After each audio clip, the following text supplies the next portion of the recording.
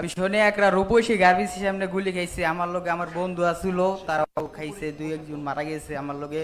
তো আমি ঢাকা মেডিকেল হাসপাতালে গেছিলাম, তো আমার বলছি যে ঠ্যাং কেটে ফালাই দিতে হবে, তো আমি ওই জায়গায় ছিলাম না। পরে আমার এই যে প্রাইম হাসপাতালে সেই জায়গায় যে চিকিৎসা করছি, আমার অনেক আর্থিক অনেক অনেক সমস্যা। আর এই যে আমাদের লোকেরা অনেক সাহায্য করতেছে মাঝে মধ্যে। আসসালামু আলাইকুম। সালাম। আমাদের প্রিয় ছোট ভাইয়ের জন্য সবাই আমরা দোয়া করব, আল্লাহ তাকে সহ সবাইকে যেন সুস্থতা দান করেন। এরপরে হাফেজ হোসাইন আহমেদ, আমাদের প্রিয় ভাই হাফেজ হোসাইন আহমেদ।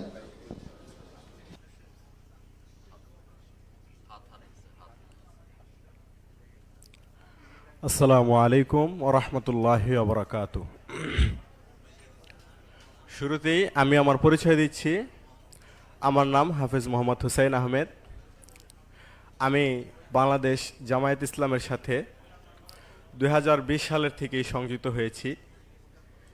এখানে আমাদেরকে সর্বত্র শিক্ষা দেওয়া হয়েছে দ্বীন ইসলাম প্রতিষ্ঠা করার জন্য এবং দ্বীনের সাথে জড়িত থাকার জন্য, নিজেকে সব সময় নিয়োজিত রাখার জন্য, সব সময় প্রস্তুত থাকার জন্য।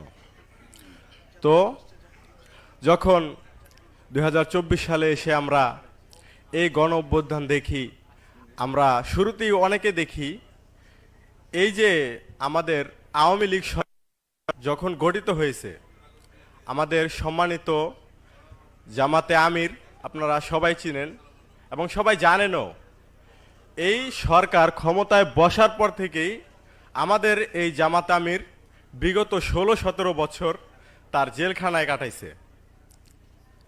আপনারা জানেন আমাদের আলেম সমাজ খুবই অবহেলিত। এই বাংলাদেশে আমাদের এই আলেম সমাজের গুরুত্বটা আস্তে আস্তে কমিয়ে দেওয়া হয়েছে এই আওয়ামী লীগ দূষররা।